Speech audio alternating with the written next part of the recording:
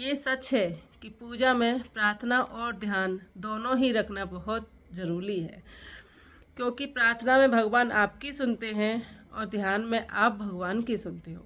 Hello दोस्तों, राधे राधे। मैं सुबह वशिष्ठ फिर से एक कहानी लेके आपके लिए हाजिर हूँ। अगर मेरी कहानी अच्छी लगे तो लाइक करना, शेयर करना, सब्सक्राइब करना। ये कहानी है एक महात्मा जी की, जो एक मंदिर में महात्मा जी रहते थे। तो जैसे ही उनका बहुत सारे लोग कि जैसे आए, तो उनको ना बड़ा मज़ा आता था, कि भीड़, भजन करने में, ये सब करने में। और जैसे ही लोग नहीं होते थे तो वो शांत होते थे, पूजा पाठ ज़्यादा नहीं करते थे। और जैसे लोग आते थे तो वो क्या, उनको भजन गाने का मंडली ये सब बिठा के बड़े अच्छे से भजन करते थे। चलता रहा ऐसे ही, सब लोग आ रहे थे, बहुत सारी भीड़ भाड़ होने लग गई कि इतने अच्छे से भजन गाते हैं ये वो, बहुत अच्छे से सब कुछ चल रहा था। एक दिन क्या होता है कि एक महात्मा जी और आते हैं यहाँ पर। तो वो बोलते हैं कि हमें 4 महीने हम लोग यहीं हम यहीं रहेंगे और यहीं से पूजा पाठ करेंगे इसी मंदिर में। तो महात्मा जी ने बोला ठीक है आप रहो। लेकिन उन महात्मा जी का ना एकदम अलग था कि वो जब भीड़ आती थी तो वो शांत होते थे, और जब अकेले होते थे तो वो बहुत पूजा पाठ भजन ये सब करते थे। तो एक दिन महात्मा जी ने पूछा कि महात्मा जी आप ये बताइए कि आप अकेले में तो बहुत भजन और पूजा पाठ करते हैं, लेकिन जब आप भीड़ आती है, आप लोग आते हैं तो आप शांत रहते हैं। तो ये सब कोई लोग आए, उन्होंने किसी ने बहुत अच्छे ज्ञान की बातें करते थे, किसी ने कुछ पूछ लिया तो वो बताते थे, बल्कि वो ज़्यादा नहीं इधर उधर ज़्यादा भजन वगैरह ये सब पूजा पाठ नहीं करते थे सबके सामने। इधर उनका अलग ही था महात्मा जी का, वो जब लोग आते तो ज़्यादा पूजा पाठ करते थे। अब कुछ नहीं, एक दिन क्या हुआ, दूसरे मंदिर में उनको बुलाया गया मंडली को लेके। तो महात्मा जी ने नई चप्पल खरीदी थी। अब महात्मा जी को बड़ा टेंशन था कि मेरी नई चप्पल है, मंदिर के बाहर उतार दी महात्मा जी ने।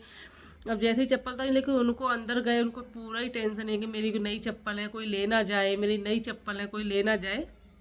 वहाँ भजन वगैरह स्टार्ट हो गए, सब भजन कर रहे थे। तो लेकिन महात्मा जी का तो पूरा ध्यान मंदिर के बाहर ही था कि मेरी नई नई चप्पल है, अब मैं क्या करूं।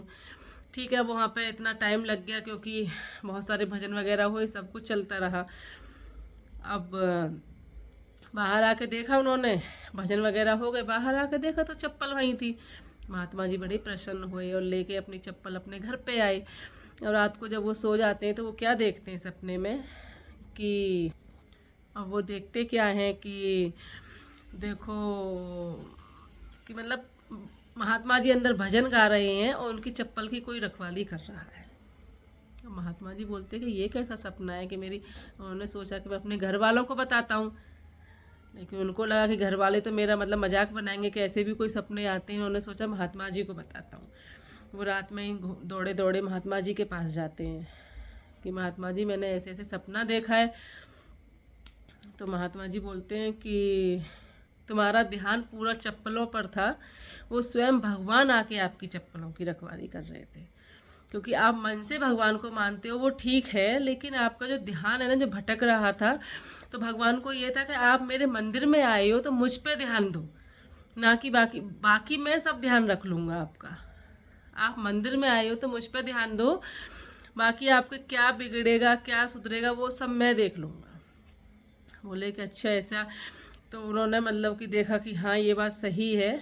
तो उन्होंने बोला, महात्मा जी बोले कि देखो आप हमेशा ना अगर मंदिर में हो, क्योंकि भगवान मंदिर में होकर भी आपकी चप्पलों की रखवाली कर रहे हैं, आप मंदिर में होकर भी भगवान पर ध्यान नहीं दे रहे हो। भगवान मंदिर से बाहर निकल के आपकी चप्पलों के लिए आए क्योंकि उनके भक्त का ध्यान भटक रहा था इसलिए। और आप मंदिर में होकर भी भगवान के घर में होकर आप भगवान पर ध्यान नहीं दे रहे हो। तो ये बहुत बड़ी चीज़ है। तो इस कहानी से ये मोटिवेशन मिलता है कि आप जहाँ पर हो ना, वहीं पर ध्यान दो। अगर आप भगवान के मंदिर में गए हो तो वहाँ 10 मिनट दो भगवान को, लेकिन भगवान पर ही ध्यान दो। तो इस चीज़ से क्या है ना, अगर आप सच्चे दिल से किसी भगवान को मानते हो, प्रार्थना करते हो, उनका ध्यान करते हो, तो भगवान स्वयं आपकी रक्षा करने आते हैं। तो इस कहानी का सार ये निकलता है कि आप हमेशा अपनी प्रार्थना, अपना प्यार, अपनी भक्ति और भगवान पर हमेशा विश्वास रखें। सब कुछ ऊपर वाला हमेशा ठीक करता है। तो आज की कहानी ये छोटी सी कहानी थी। इस कहानी में इतना ही, और अपने प्यार और आशीर्वाद को ऐसे ही बनाए रखें और अपनी भक्ति को कभी भी कमज़ोर ना पड़ने दें।